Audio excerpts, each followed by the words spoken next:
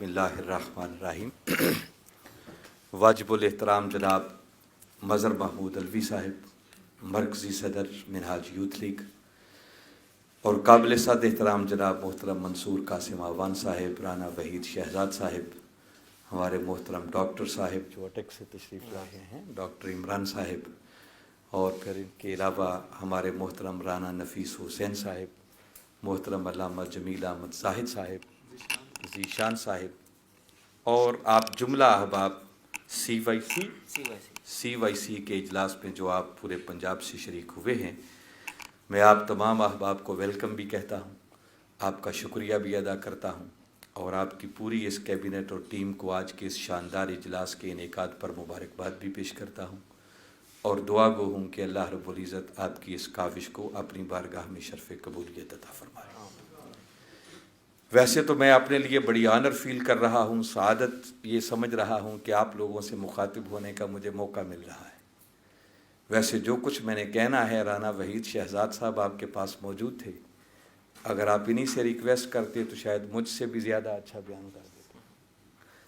اللہ نے ان کو بڑی صلاحیتیں دی ہیں، کیونکہ ہم نے کوئی پچھلے 1.5-2 مہینہ اکٹھے وزٹس کیے ہیں، اور ان کی گفتگو اور ان کی جو تھاٹ ہے اس کو سننے کا موقع ملا ہے، تو اللہ تعالیٰ نے ایسے ایسے ہیرے آپ کی یوتھ میں رکھے ہوئے ہیں کہ میں سمجھتا ہوں کہ صحیح معنوں میں جیسے ان سے استفادہ کرنا چاہیے تھا ہم نہیں کر سکے۔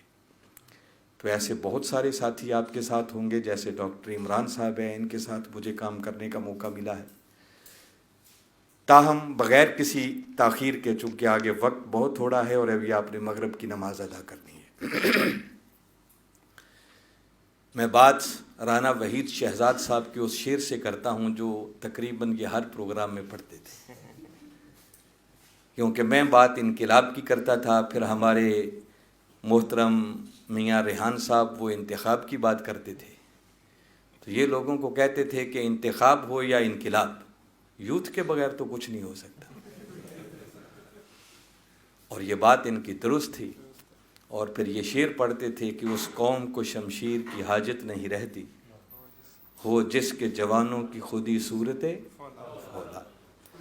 اس میں کوئی شک نہیں ہے کہ اگر جوان میدان میں نکل آئیں تو انقلاب کا راستہ دنیا کی کوئی طاقت نہیں روک سکتی۔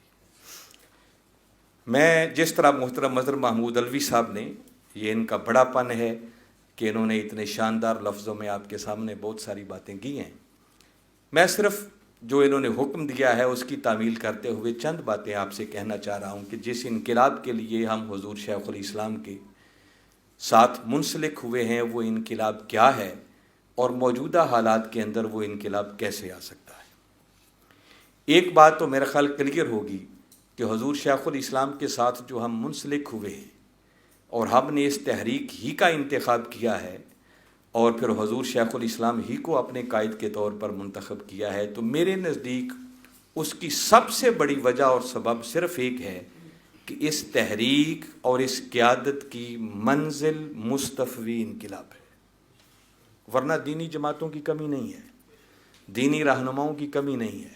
وہ کہتے ہیں نا، اٹ پٹو تے 100 نکل آؤں گے، گلی گلی میں لیڈر بنے ہوئے۔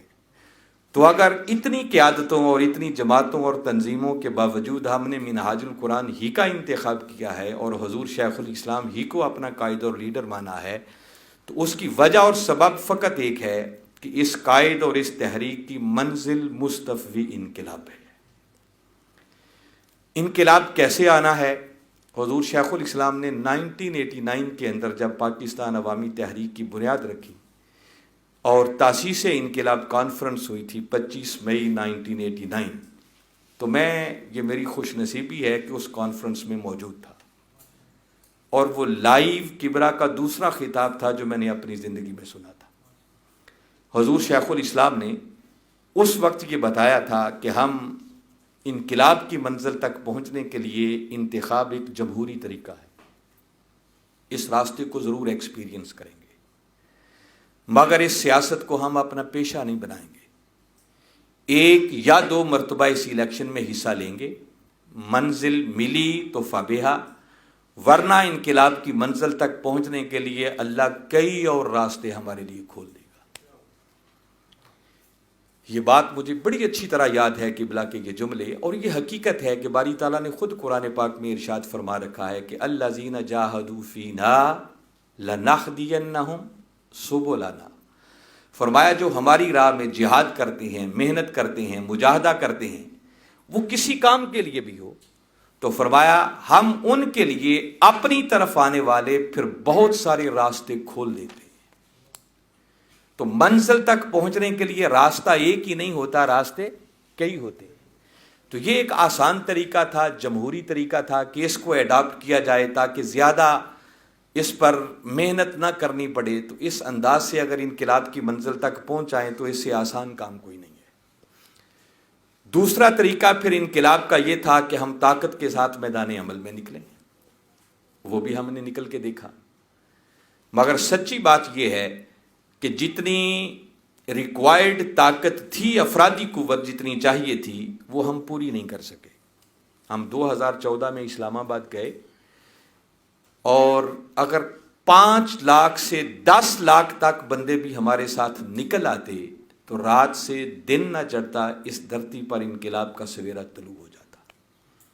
مگر حقیقت یہ ہے کہ ہمارا میکسیمم فگر جو پیک تک بھی رہا ہے نا، جب ہم آپ پارا سے آگے موو کر رہے تھے، اس سے بڑی گیدرنگ ہماری نہیں تھی، وہ 1 لاکھ سے زیادہ نہیں تھا، یہ آپ کے علم میں ہونا چاہیے۔ اور 22 کروڑ کے ملک کے اندر 1 لاکھ آٹے میں نمک بھی نہیں ہے۔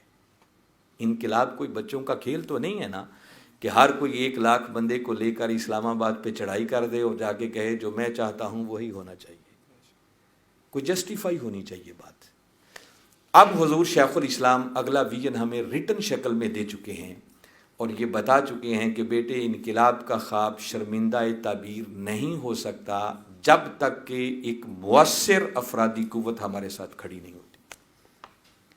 انتخابی نظام وہ ہم نے ایکسپیرینس کر لیا، اس کے ذریعے حضور شیخ الاسلام بڑا کیٹاگوریکلی فرما چکی ہیں کہ بیٹے اگر نظام یہی رہے تو ہم قیامت تک بھی اگر اس نظام کے ہوتے ہوئے الیکشن لڑتے رہیں تو ہم کبھی اپنی منزل کو اچیو نہیں کر سکتے۔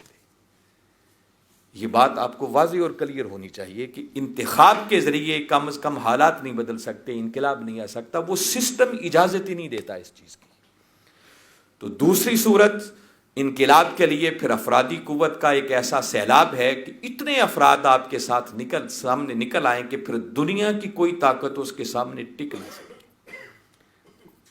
اور یہ ایک ایسی حقیقت ہے کہ جس کو دنیا کی کوئی طاقت جھٹلا نہیں سکتی ہے۔ میں آپ کے سامنے تاجدار کائنات صلی اللہ علیہ وسلم کی سیرت طیبہ کی صرف ایک ہی مثال رکھتا ہوں، اور میرے خیال میں چونکہ ہم کلمہ پڑھنے والے بیٹھے ہیں تو ہمارے لیے کملی والے آقا کی سیرت طیبہ سے بڑھ کر رہنمائی کا ہمارے لیے کوئی سورس اور ذریعہ نہیں ہے، وہ حتمی ہے، فائنل ہے۔ میں بالکل شارٹ کرتے ہوئے بتا رہا ہوں کہ چشم تصور میں لائیں کہ میرے آقا صلی اللہ علیہ وسلم 6 ہجری میں کم و بیش کوئی 1500 1600 1700 صحابہ کرام کے ساتھ مدینہ سے نکلے، اللہ کے گھر کی حاضری کے لیے جانا چاہ رہے تھے۔ حدیبیہ کے مقام پر پڑاؤ کیا، مکہ کے کافروں کے لیے مذاکرات کے لیے بندے بھیجے، بتاؤ ہم آنا چاہ رہے ہیں، اجازت دیتے ہو یا نہیں؟ مکہ کے کافر اکڑ گئے، کہنے لگے کہ ہم اس سال بھی آپ کو مکہ میں نہیں آنے دیں گے۔ میرے آقا نے کوئی جنگ نہیں کی بلکہ ان سے مذاکرات کیے، اور اس مذاکرات کے نتیجے میں ایک صلح ہوئی جس صلح کو کہتے ہیں صلح حدیبیہ۔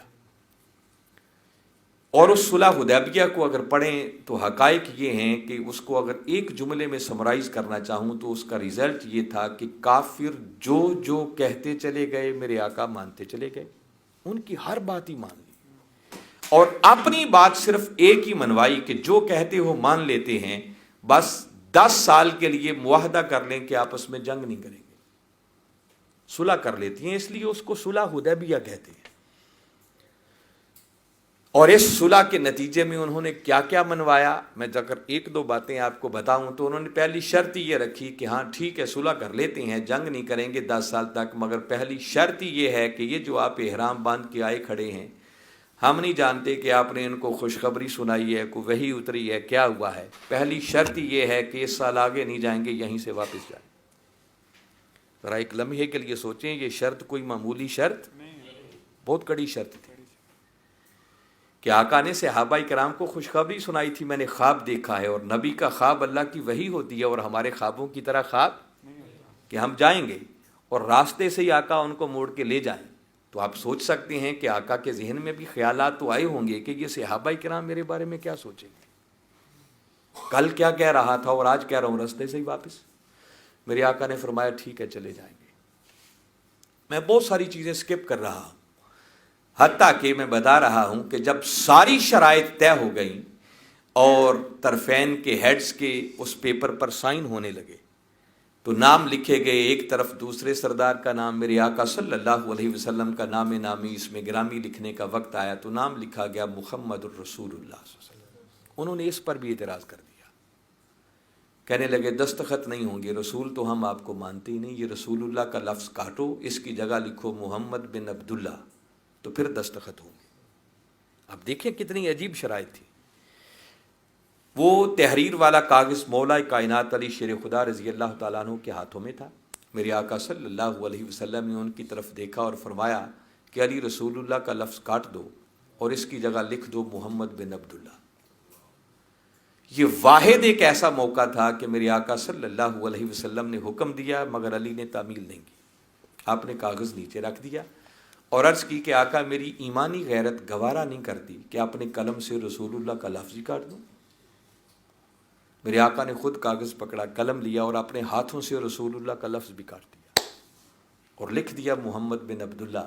اور پیار سے علی سے ایک جملہ فرمایا کہ علی کاغذ سے رسول اللہ کا لفظ کاٹنے سے کو مجھ محمد کی رسالت ختم تو نہیں ہو جائے گی، رسول تو میں پھر بھی ہوں. وہ ان کی ایمانی غیرت تھی، یہ کملی والے آقا کی حکمت اور بصیرت تھی.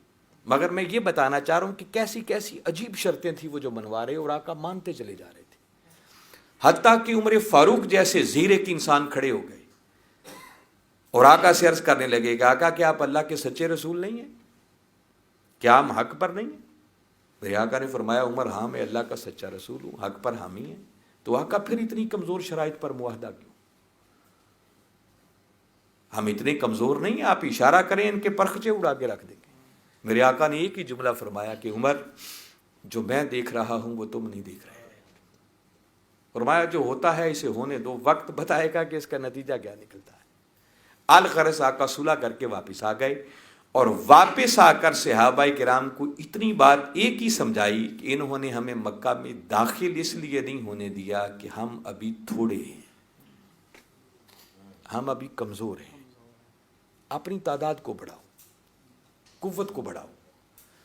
اور کیسے بڑھاؤ؟ فرمایا یہ مدینہ کے ارد گرد کی بستیاں ہیں، قبیلے ہیں، صلح ان سے ہو گئی، جنگ یہ کر نہیں سکتے، حملہ نہیں کریں گے، یہ معاہدہ ہو گیا ہے. اس پرسکون ماحول کے اندر اپنی افرادی قوت کو بڑھانے کے لیے ان قبیلے اور بستیوں کے پاس جاؤ، ان کو دعوت دو.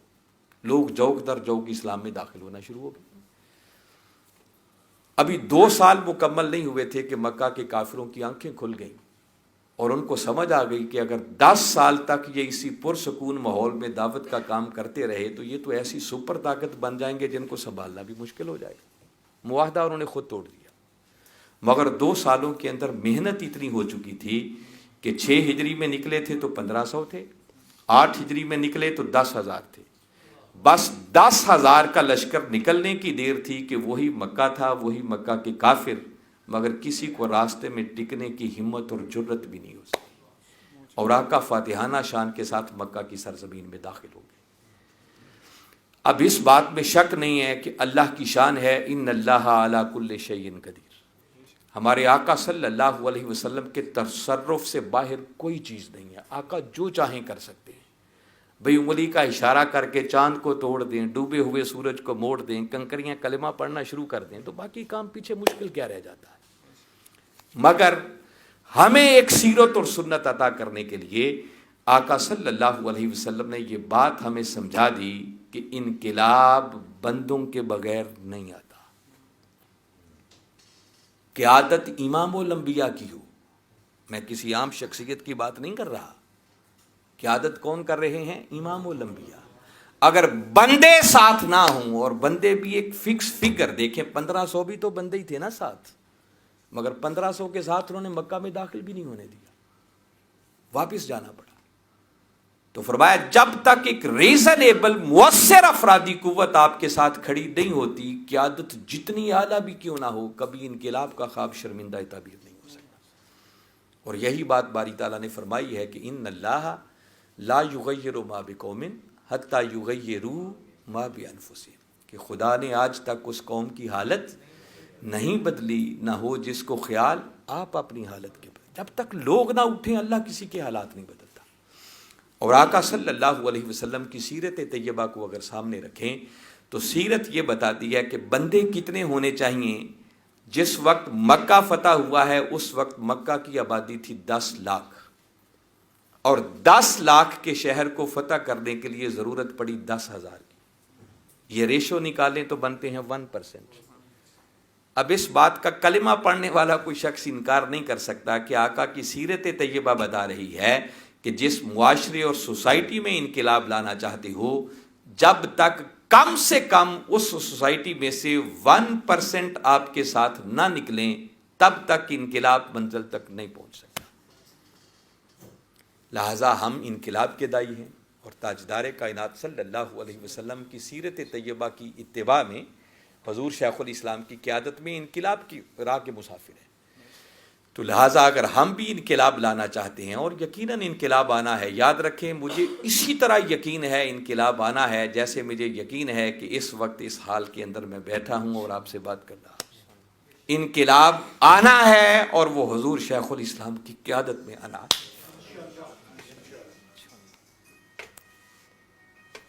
دنیا کی کوئی طاقت اس انقلاب کو نہیں روک سکتی۔ اب انقلاب تو آنا ہے بین الاقوامی سطح پر، مگر اس کی ابتدا ہونی ہے پاکستان سے۔ کیوں؟ ہماری قیادت کا تعلق پاکستان سے ہے۔ جس پاکستان میں انقلاب لانا چاہتے ہیں اسی فارمولے پر اگر عمل کریں تو پاکستان کی آبادی ہے اس وقت 25 کروڑ۔ کتنی ہے؟ 25 کروڑ کا 1% بنتا ہے 25 لاکھ۔ کتنا بنتا ہے؟ تو یاد رکھ لیں جب تک کم سے کم بھی 25 لاکھ جیالے ہمارے ساتھ تیار نہیں ہوتے تب تک انقلاب کا خواب شرمندہ تعبیر نہیں ہو سکتا۔ جب ہم اسلام آباد گئے تھے تو حضور شیخ الاسلام فرمایا کرتے تھے 1 کروڑ نمازی چاہیے۔ کتنے فرماتے تھے؟ تو آپ کہیں وہ 1 کروڑ کیوں کہتے تھے؟ وہ درست فرماتے تھے۔ وہ کروڑ اس لیے کہتے تھے کہ جب تک وہ انقلابی مرحلہ آ نہیں جاتا ہمارے پاس کوئی ایسا معیار، کوئی ایسا پیمانہ، کوئی ایسی چھاننی نہیں ہے کہ جس سے ہم چیک کر سکیں کہ وقت آنے پر کتنے دوڑ جائیں گے اور کتنے رہ جائیں گے۔ تو وہ کروڑ اس لیے کہتے تھے کہ کروڑ تیار کریں گے تو بھاگنے والوں کے بعد کوئی 22 لاکھ باقی بچے گا نا۔ اور آپ نے لوگوں کو بھاگتے ہوئے دیکھا، جتنے 23 دسمبر 2012 مینار پاکستان آئے تھے، اگر اتنے ہی اسلام آباد چلے جاتے تو انقلاب کا خواب شرمندہ تعبیر ہو سکتا تھا۔ تو وہ کروڑ اس لیے کہتے تھے، مگر منیمم فگر اتنا چاہیے۔ میں نے اس کو کیلکولیٹ کیا ہے، اور یہ اس ٹارگٹ کو اچیو کرنا کوئی مشکل کام نہیں ہے۔ مثلا میں آپ کے سامنے اب وہ فارمولہ جو الوی صاحب فرما رہے ہیں کہ آپ کو سامنے رکھوں، اور میں امید کرتا ہوں کہ آپ جوان لوگ ہیں، اپنے ذہنوں کو ذرا تھوڑا حاضر رکھیں گے اور اس کو سمجھنے کی کوشش کریں گے، اور پھر مجھے بتائیے گا کہ کیا یہ کام کرنا کوئی مشکل کام ہے۔ ہمارے سینٹرل پنجاب کے اندر ایک اہم ترین ضلع فیصل آباد ہے۔ رانا وحید شہزاد صاحب کا ضلع ہے تو ہم انہی کے ضلع کی بات کرتے ہیں۔ فیصل آباد کی اس وقت کل آبادی 50 لاکھ ہے۔ کتنی ہے؟ 50 لاکھ کا 1% پڑیں تو کتنا بنے گا؟ 50,000۔ اس کا مطلب فیصل آباد سے ہمیں 50,000 بندے چاہیے، اور یہ 50,000 کا ٹارگٹ ہم کو لمبے چوڑے عرصے میں نہیں، ہم نے اپنی منزل رکھی ہے کہ یہ ہم نے 3 سال میں ہدف پورا کر دینا ہے۔ کتنے سالوں میں؟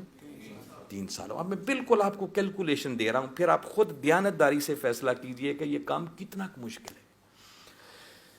اگر 50,000 بندہ تیار کرنا ہے تو ڈسٹرکٹ فیصل آباد کے پی پی حلقہ جاتے ہیں 13۔ اگر پر پی پی حلقہ اس کا ہم ٹارگٹ نکالیں تو کتنا بنے گا؟ 50,000 کو 13 پہ تقسیم کر دیں تو پنجابی میں ہم پہاڑے یاد کرتے تھے، پرانے لوگ ہیں تو کہتے تھے 13 چوک 52۔ 13 چوکا ہے تو یہ 52 بنتا ہے. تو راؤنڈ فگر 4000 پر پی پی ہل کا ٹارگٹ کتنا بنتا ہے؟ 4000. یہ کتنے سالوں میں اچیو کرنا ہے؟ اگر 1 سال کا ہم نکالیں تو کتنا بنے گا؟ 3 پہ تقسیم کر دیں. یہ 1333. آپ راؤنڈ فگر پھر 1500 کر لیں. ہم ایکسٹرا ہی رکھ رہے ہیں ہر جگہ پر. تو سال کا ایک پی پی ہلکے کا ٹارگٹ کتنا ہے؟ 1500. اب 1500 کے ٹارگٹ کو اچیو کرنے کے لیے ہم نے آگے اسٹریٹجی یہ رکھی ہے کہ ہم اس پی پی ہلکے سے 150 مستفوی کارکن تیار کریں گے. اور مستفوی کارکن ہر وہ شخص ہوگا جو ہمارے ساتھ یہ کمٹمنٹ کرے کہ میں ہر مہینے 15 سال سے بڑا اور 65 سال سے چھوٹا. نہ ہمیں 15 سال سے چھوٹا چاہیے نہ 65 سال سے بڑا چاہیے. ایک نیا بندہ تحریک میں شامل کر کے دے. اب یہ جو مستفوی کارکن کی اصطلاح میں نے استعمال کی ہے، مستفوی کارکنن کی کاؤنٹنگ کہاں سے شروع ہوں گی؟ سب سے پہلے پی پی حلقے کا صدر ہوگا، پھر پی پی حلقے کے جملہ عہدے داران ہوں گے، پھر آپ کے یو سیز کے عہدے داران ہوں گے. اس کے علاوہ بہت سارے ایکٹیو لوگ آپ کے پاس ایسے ہوں گے کہ جن کے پاس ذمہ داری کوئی نہیں ہوگی مگر کام وہ بہت زیادہ کر سکتے ہیں. ان کے لیے بندوں کو موٹیویٹ کرنا، شامل کرنا کوئی مشکل کام نہیں ہے. تو ایسے ہمیں اگر 150 افراد مل جائیں اس پی پی حلقے کے اندر جو ہر مہینے ایک ہمیں نیا بندہ شامل کر دیں تحریک کے اندر، تو بھلے سے اگر وہ 12 سال کے نہ بھی کر سکیں، چلو 2 مس بھی ہو جائیں، اس میں سے 10 بھی کریں، تو 150 افراد اگر 10 بندے تیار کر دے تو 1500 کا ہدف پورا ہو جاتا ہے. ایسے ہی ہے. اب یہ جو 150 مستفوی کارکنان ہم نے تیار کرنے ہیں، یہ ہے سارے فورمز کا ملا کے ٹارگٹ، خالی ایک یوتھ کا نہیں ہے یا منہاج القرآن کا نہیں ہے. پھر ہم نے اس کو تقسیم کیا ہے فورمز کے اندر. اس کی پرسنٹیج وائز ہم نے 30% حصہ منہاج القرآن کو دیا ہے، 25% ہم نے منہاج القرآن ویمن لیگ کو دیا ہے، 25% ہی ہم نے پیٹ کو دیا ہے، 20% یوتھ کو دیا ہے، 10% ایم ایس این کو دیا ہے، اور 5% علماء کونسل کو دیا ہے. یہ سارا جمع کر لیں گے تو یہ بن جائے گا 115%. یہ 15 زیادہ رکھے ہیں ہم نے، یہاں بھی ہم نے اوور لیپ کیا تاکہ کہیں کمی رہے تو ہمارے اندر کوشن موجود ہو. 100% پورا نہیں، ہم نے 15% اوپر رکھا ہے اس کو. اب میں آپ کی سادہ سی مثال یوتھ کی بات کرتا ہوں. یوتھ کا حصہ کتنا ہے اس میں؟ 20%. تو جب 20% ہم کہیں گے تو 150 میں سے آپ کا کتنا حصہ نکلا؟ 30 بنے نا. 100 میں سے 20 اور 50 میں سے جھٹکا طریقہ تو یہی ہوگا. تو یہ 30 بندے آپ کو پی پی حلقے سے چاہیے جو ہر مہینے کمٹمنٹ کریں کہ ایک نیا بندہ مشن میں شامل کروں گا. اب پی پی حلقے کے اندر اگر آپ کی پی پی حلقے کی باڈی بنی ہو، ہمارے ایسے حلقے بھی ہیں، مثلاً پھالیہ میں ایک تنظیم بنی ہے پی پی حلقے کی، تو انہوں نے ایک حلقے کے اندر 20 عہدے داران کا پرفارما بھیجا. پی پی حلقے میں 20 عہدے دار ہیں. پھر آگے ہر حلقے میں 14 15 16 یو سیز بھی آ جاتی ہیں. اگر آپ کی 5 یو سیز بھی مکمل ہو جائیں اور 5 بندوں پر ہی مشتمل ہوں تو 25 بندے وہ عہدے دار بن جاتے. تو 25 اور 20 ملا کے کتنے بن کے 45. یہ تو بہت آگے چلے گئے نا. خیر آپ اس سے بھی کم رکھیں، آپ کا ٹارگٹ تو فقط 30 ہے.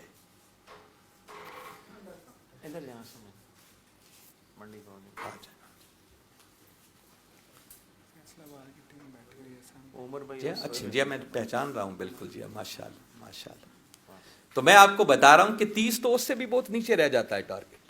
تو کیا ایک پی پی حلقے سے ہمارے اتنے عہدے داران، تو ہم پورے پی پی حلقے سے 30 بندے بھی ایسے نہیں نکال سکتے؟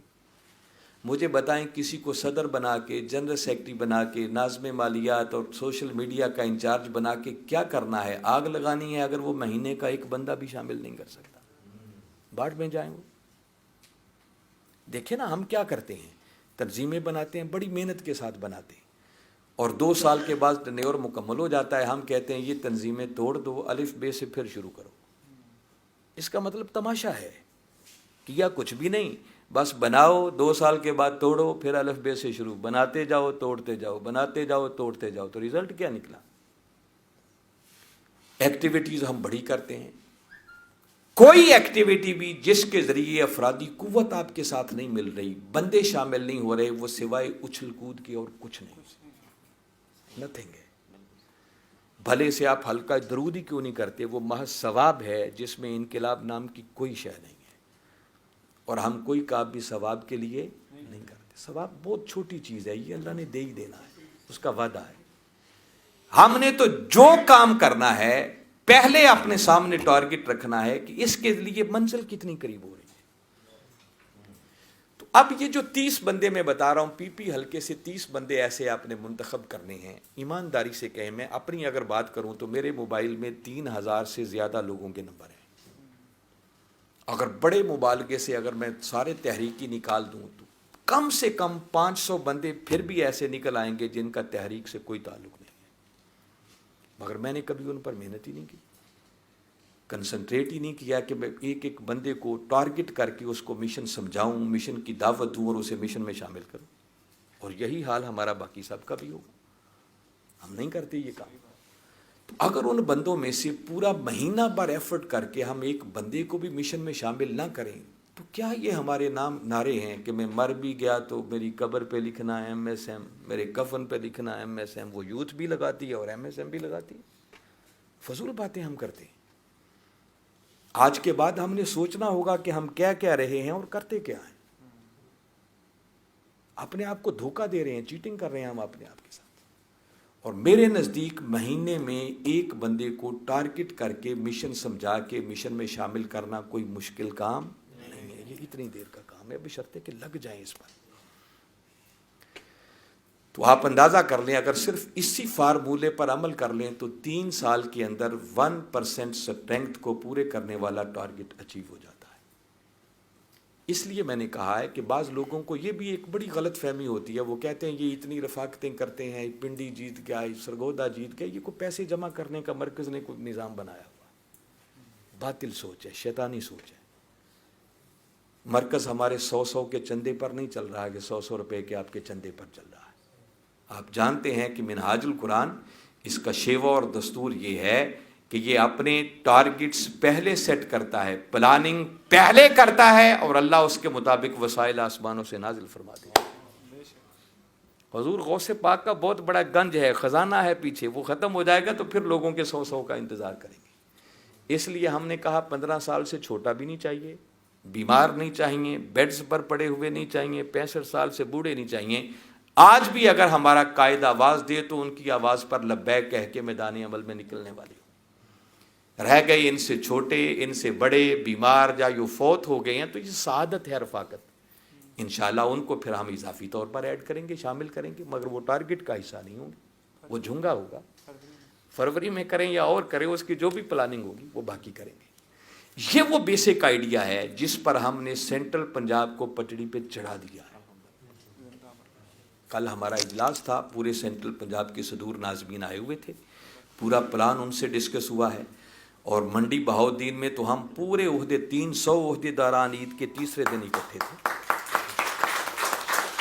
اور آپ کے مظہر علوی صاحب وہاں موجود تھے جو انہوں نے بات سنائی ہے. جب لوگوں کے سامنے رکھا ہے تو میں ڈر رہا تھا کہ یہ اتنا سن کے لوگ کہیں گے کہ پاگل آدمی ہے, کیا باتیں کر رہا ہے. مگر وہ لوگ کہہ رہے تھے یہ تو حلوہ ہے, یہ تو ایسے پورا ہو جائے گا. علوی صاحب ایسے ہی نہیں ہے, یہ حقائق نہیں, یہ کیفیت تھی. لوگ نعرے لگا رہے, اتنے موٹیویٹ تھے. تو مجھے بتائیں, دیانتداری سے مشکل کام ہے؟ تو اگر بوڑھے لوگ ہم جیسے کر سکتے ہیں تو آپ تو وہ جوان ہیں جن کی خودی فولاد کی طرح ہے. مظہر علوی صاحب جیسے آپ کے لیڈر ہوں, رانا وحید شہزاد صاحب جیسے لیڈر ہوں, تو میرا تو خیال ہے اتنا ٹارگٹ صرف یوتھ کو ہی پورا کر دینا چاہیے. میں اپنے وقت کے اندر رہتے ہوئے اپنی بات کو ختم کر رہا ہوں, اور اس بات کا احساس کرتے ہوئے کہ آپ نے نماز پڑھنی ہے. ابھی اس سے زیادہ لیٹ کریں گے تو نماز آپ کی مس ہو جائے گی. تو اس امید اور توقع پر کہ انشاءاللہ یوتھ اس بات میں کوئی دوسری رائے نہیں ہے کہ آپ میرے قائد کی فوج کا ہراول دستہ ہے, لیڈ آپ لوگوں نے کرنا ہے. آپ کے بغیر انقلاب کا خواب شرمندہ تعبیر ہو ہی نہیں سکتا. آپ لوگوں نے محنت کرنی ہے. دیکھیں کہاں کہاں ڈسٹرکٹ میں آپ کی باڈیز نہیں ہے وہ مکمل کریں, کہاں پی پی حلقہ جات پہ نہیں ہے, پھر یوسیز میں اپنا نیٹ ورک بنائیں اور اس کام کو دوڑائیں. انشاءاللہ اگر آپ نہیں دوڑیں گے نا تو میں یہ بتا رہا ہوں اگلے سال ہر کسی کو بامر مجبوری دوڑنا پڑے گا. خود دوڑ پڑیں تو اچھی بات. کیا خیال ہے؟ اسی لیے ہم نے پہلا اسٹیپ اٹھا لیا. اس لیے میں کوئی بات پردے میں نہیں کہہ رہا, میں جو فیوچر دیکھ رہا ہوں وہ آپ کو بتا رہا ہوں. تو اچھی بات وہی ہوتی ہے کہ بندہ خود ہی چل پڑے تاکہ پیچھے سے چلانا نہ پڑے آپ کو. ہم نے فیوچر دیکھ کے بہت فیصلہ کر دیا. اس پر مبارکباد کے مستحق ہیں, اور واللہ یہ میں بتا رہا ہوں مجھے نظر آ رہا ہے کہ اللہ نے چاہا کچھ بعید نہیں ہے کہ 2025 اس ملک میں انقلاب کا سامنا. انشاءاللہ کچھ بعید نہیں. انقلاب انقلاب مصطفی انقلاب انقلاب انقلاب مصطفی انقلاب. میں انہی گزارشات کے ساتھ چونکہ اتنا ہی وقت تھا اپنی بات کو کلوز کرتا ہوں. انشاءاللہ پھر موقع ملیں گے اور باتیں کرتے رہیں گے اس توقع کے ساتھ کہ انشاءاللہ یوتھ ہمارے آگے آگے چلے گی اور ہم آپ کو فالو کریں گے, کیونکہ یہ شعر بھی اکثر آپ پڑھتے ہیں کہ جوانوں کو پیروں کا استاد کر. ہم چاہتے ہیں کہ آپ ہمارے استاد بنیں, آپ آگے آگے ہوں اور ہم آپ کے پیچھے پیچھے ہوں. اگر آپ تھک گئے, آپ نے ہمت ہاری تو پھر مزہ نہیں آئے گا. وما علینا الا البلاغ. بہت شکریہ.